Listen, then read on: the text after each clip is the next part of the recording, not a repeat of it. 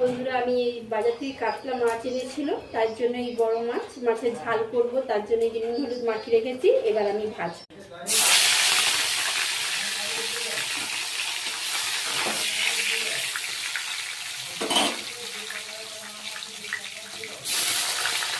আমি চাপা দিয়ে দিচ্ছি, উল্টি পাল্টি দিয়ে ভেজে নিচ্ছি। ভাজা হয়ে গেছে, আমি একে একে করে নামিয়ে নিচ্ছি। ঝালটা করবো,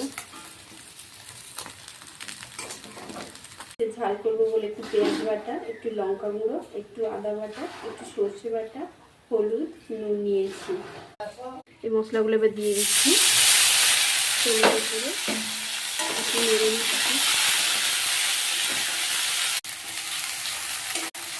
এবার মতো একটু নুন দিয়ে দিচ্ছি।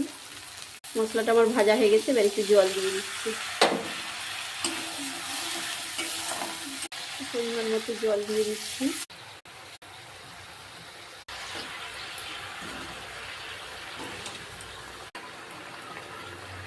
অনেকে গোলমরিচের গুঁড়ো দেয়, আমার গোলমরিচ গুঁড়ো বাড়িতে নেই, তাই একটু পোস্ত পাতা দিয়ে নামিয়ে দিচ্ছি। পোস্ত পাতা দিয়ে বেশিক্ষণ ফোটানো যায় না, ওটা নামানোর মুখে দিয়ে নামিয়ে একটু ফুটিয়ে নামিয়ে নিতে হয়। বন্ধুরা, আমার মাছের ঝালটা হয়ে গেছে, আমার রেডি হয়ে গেছে। বন্ধুরা, একটু চুনো মাছের টক করবো বলেই মাছ নিয়েছি, তাই কড়াতে দিয়ে দিচ্ছি।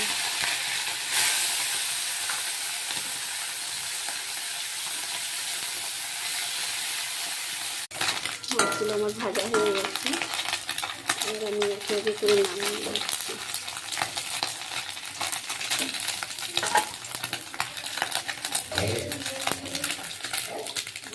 ওই তেলেই আমি দিয়ে দিচ্ছি একটু কাঁচা লঙ্কা, একটু পাঁচফোড়ন, তারপরে মিষ্টি কুমড়ো দিয়ে টক করবো বলে দিয়ে দিচ্ছি।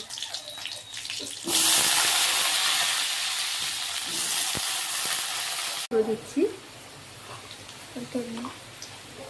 নুন দিয়ে দিচ্ছি করে আমি জল ঢেলে দেবো। এই যে তেঁতুলটা ভিজিয়ে রাখছিলাম, এবার আমি টক করবো বলে কাতলাকে বের করে নিচ্ছি। কুমড়ো সিদ্ধ হয়ে গেছে, আমি তেঁতুলের কাতটা দিয়ে দিচ্ছি।